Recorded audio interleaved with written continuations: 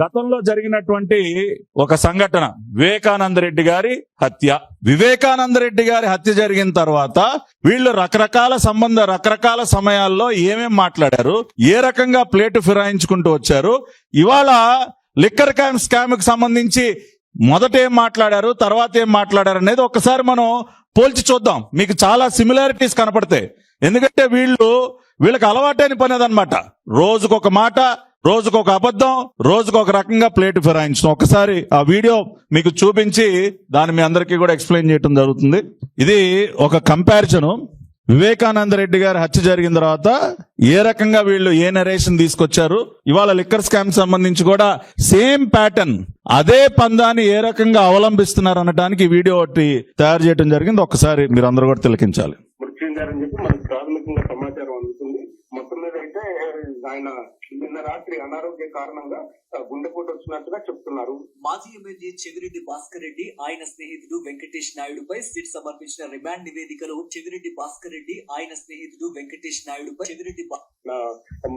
ఇప్పుడు వివేకానంద రెడ్డి గారు హత్య జరిగిన తర్వాత మొదటగా వాళ్ళ రోత ఛానల్, అవినీతి ఛానల్ ఏమని చెప్పారు, పాపం వివేకానంద రెడ్డి గారు గుండెపోటుతో మరణించారు, తీవ్ర అనారోగ్యంతో గుండెపోటుతో మరణించారని చెప్పి బిగినింగ్ షాట్ అది.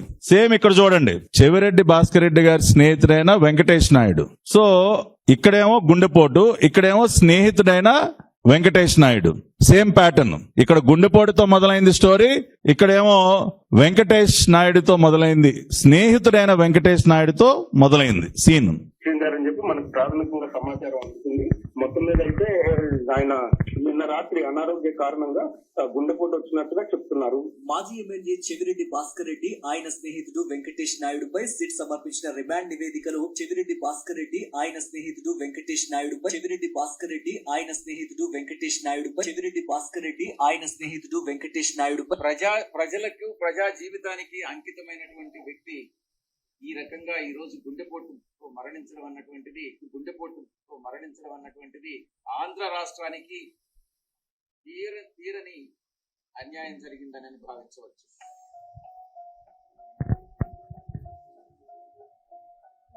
వాళ్ళ ఛానల్లో మాట్లాడటమే కాకుండా ముఖ్యమైనటువంటి నాయకులతో కూడా అదే చెప్పించారు, గుండెపోటు అని చెప్పి. ఆ రోజున వివేకానంద రెడ్డి గారి హత్య జరిగిన తర్వాత ప్రజల్ని, లోకాన్ని నమ్మించేటటువంటి ప్రయత్నం. అదే విధంగా వీళ్ళ సాక్షి పత్రికలో వాళ్ళు రాసినటువంటి రాతలు ఒక్కసారి చూడండి. చెవిరెడ్డికి స్నేహితుడనే కారణంతో వెంకటేష్ నాయుడిని ఇరికించారు. వెంకటేష్ నాయుడిని దేనికి ఇరికించారంటండి, పాపం చెవిరెడ్డికి స్నేహితుడనే కారణంతో వెంకటేష్ నాయుడిని ఇరికించేశారని చెప్పి వాళ్ళ సొంత పత్రికలో రాసినటువంటి రాతలు. అక్కడేమో గుండెపోటుతో మొదలైంది, ఇక్కడేమో స్నేహితుడితో మొదలైంది. తర్వాత ఏ రకంగా మారిందో చూద్దాం. ఈ వివిధ సందర్భాల్లో వాళ్ళ పేపర్లో రాసినటువంటి రాతలు. చెవిరెడ్డి నాకు పూర్తి స్థాయిలో అనుమానాలు కలుగుతా ఉన్నాయి. ఇది కూడా మద్యం స్కామ్ కు సంబంధించిన డబ్బే అని అటు సిట్ అధికారులు అనుకుంటున్నారని ముందుగానే రాధాకృష్ణ గారు, అలాగే రామోజీ ఆత్మ గారు వారి పేపర్లలో యథాతథంగా. సో నెక్స్ట్ సీన్ ఏమొచ్చిందండి, వివేకానంద రెడ్డి గారి హత్య కేసులో ముందేమో గుండెపోటని, ఆ తర్వాత అవినాష్ రెడ్డి ఏమన్నాడు, మాకు అనుమానాలున్నాయి అని వర్షన్ మార్చారు. గుండెపోటు పోయింది, ఆ తర్వాత మాకు అనుమానాలున్నాయి. ఎప్పుడైతే అక్కడ రకరకాలైనటువంటి ఎవిడెన్సెస్ బయటకు వచ్చాయో ప్లేట్ ఫిరాయించి అనుమానాలు అన్నారు. ఇక్కడ సేమ్ స్టోరీ లిక్కర్ స్కామ్ లో ముందేమో పాపం చెవిరెడ్డికి స్నేహితుడైన పాపానికి ఇవాళ వెంకటేష్ నాయుడిని పాపం అన్నెం పుణ్యం ఎరిగినటువంటి అమాయకుడిని అరెస్ట్ చేశారని చెప్పారు. ఎప్పుడైతే ఎవిడెన్సెస్ నోట్ల కట్లు బయటకు వచ్చాయో ఇక్కడ కూడా మళ్ళీ అక్కడ కూడా మాకు అనుమానాలు ఉన్నాయి, ఆ డబ్బు లిక్కర్ స్కామ్ అవునా కాదా మాకు అనుమానాలు ఉన్నాయి అంటే అనుమానాలు ఉన్నాయి అనే సీను అక్కడ ఇక్కడ రెండు కూడా సేమ్ స్క్రిప్ట్, సేమ్ ప్యాటర్న్. ఎప్పట్లానే వాళ్ళు అది చేసుకున్నారు. కానీ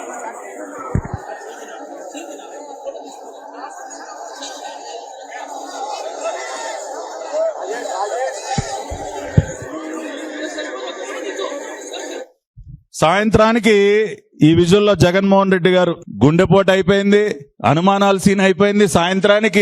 సాయంత్రం ఆ రోజున మీకు గుర్తుంది కదా, వివేకానంద రెడ్డి గారు హత్య జరిగినప్పుడు 4-5 వరకు రాలా ఆయన, ఎందుకంటే ఈ రకరకాల స్క్రిప్ట్ నడిపించాలి కదా. సాయంత్రానికి డ్రామా మొదలు. అయ్యో మా చిన్నాన్న, అయ్యో మా బాబాయ్ అసలు ఈ రకంగా చేశారా, అదా ఇదా అని చెప్పి పెద్ద డ్రామాకి స్టార్ట్ చేశారు. అదే విధంగా ఇక్కడ కూడా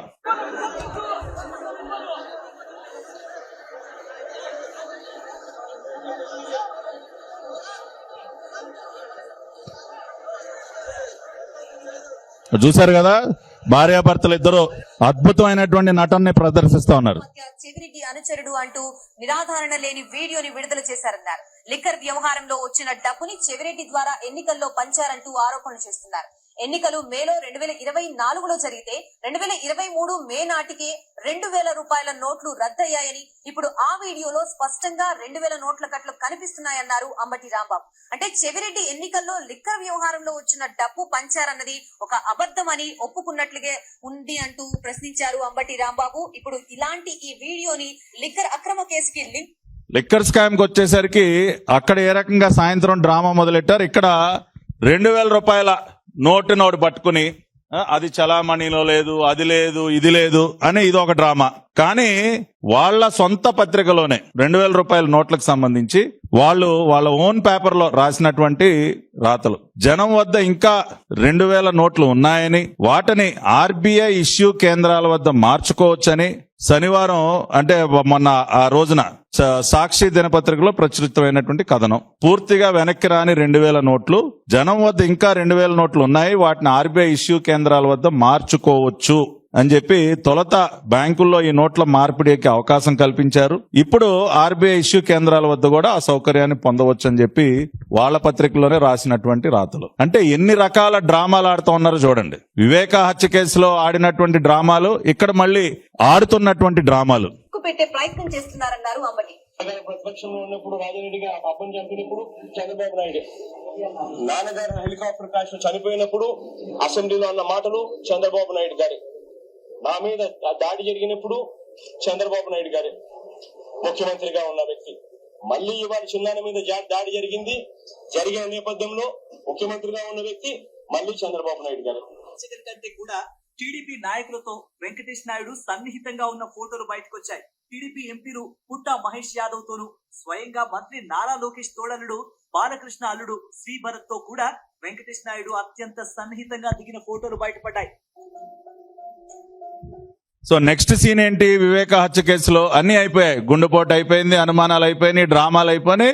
ఇక చంద్రబాబు నాయుడు గారు, మా తాతను చంపినప్పుడు ముఖ్యమంత్రి చంద్రబాబు నాయుడు గారే, అప్పుడు చంద్రబాబు నాయుడు గారే, ఇప్పుడు చంద్రబాబు నాయుడు గారే అని చెప్పి చంద్రబాబు నాయుడు గారికి అంటగట్టే సీన్ అప్పుడు ఏ రకంగా మొదలు పెట్టారు. ఇప్పుడు కూడా మళ్ళీ సేమ్, ఏదో 4 ఫోటోలు తీసుకొచ్చి ఈయన చంద్రబాబు నాయుడు మనిషి, చంద్రబాబు నాయుడు గారు ఇదంతా చేయించారు, చంద్రబాబు నాయుడు గారు కుట్ర, సేమ్ ప్యాటర్న్. వివేకానందరెడ్డి హత్య తర్వాత ఏ ప్యాటర్న్ అయితే ఫాలో అయ్యారో సేమ్ టు సేమ్ అదే ప్యాటర్న్ ఇక్కడ ఫాలో అవుతున్నటువంటి అంశాన్ని ఇవాళ అందుకనే గుర్తు చేస్తా ఉన్నాం. అంటే వీళ్ళు మెథడాలజీ ఏ విధంగా ఉంటుంది, ప్రజల్ని మోసం చేయడానికి ఏ రకంగా రోజుకొక రకంగా వాళ్ళ ప్లేట్ని ఏ విధంగా ఫిరాయిస్తారు, కొత్త అబద్ధాలను ఏ రకంగా సృష్టిస్తారంటానికే ఈ వీడియో చూసారు కదా. నారాసుర రక్త చరిత్ర. నెక్స్ట్ డే అక్కడ ఆ రోజున ఇక్కడ సూత్రధారి చంద్రబాబే, సేమ్ నారాసుర రక్త చరిత్ర అని చంద్రబాబు నాయుడు గారి చేతిలో గొడ్డలు పెట్టారు.